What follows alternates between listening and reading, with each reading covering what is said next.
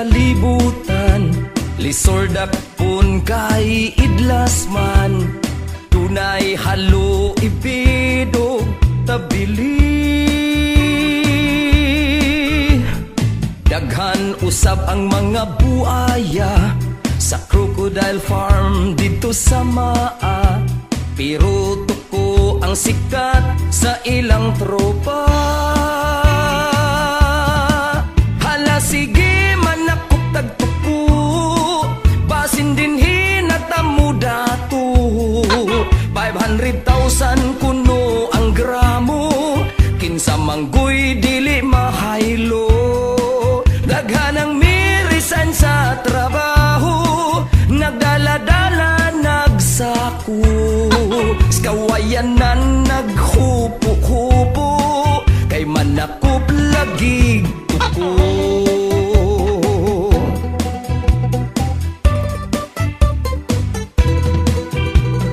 Duna daw tuko nga nadakpan, nikalit ug hiyos kay nakuratan. Sa dihang gihapuhap ni Inday naulian. Kini di ay mao ang sikreto, aron ang tuko mo abot og 3 gramo. Kung si Inday ang mugunit, mudakog kalit.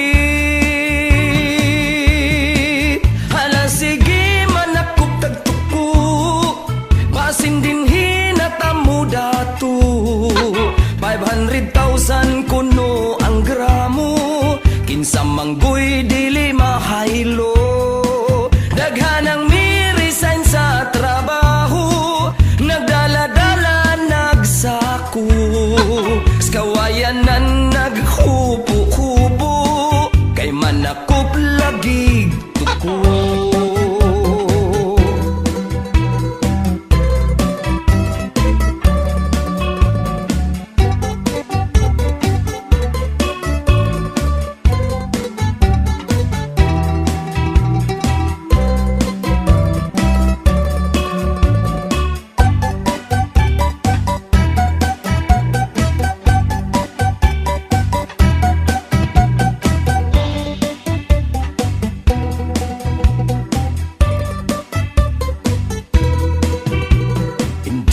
Species daw ang tuko, maunang ang buyer nagtago-tago.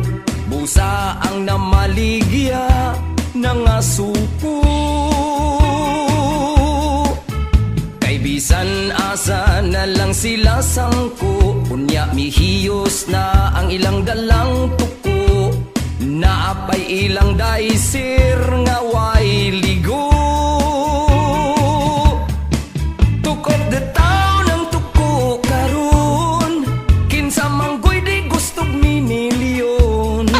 Problema lang kung kinsa ang buyer, kay ang diin arma uy watser. Ang pinanser gusto nang mo surrender, kay ang gasto wa pa ma-recover. Wa mo tagam sa karaang piso, ug sa sigbin kani ato. Bahala mong magpailad mo, bahala mong magpailad mo, bahala mong magpailad mo. Hala sige manakop tagtuko, basin din hinatamu dato. 500,000 kuno ang gramo, kinsa manggoy dili mahaylo. Daghan ang mirisan sa trabaho,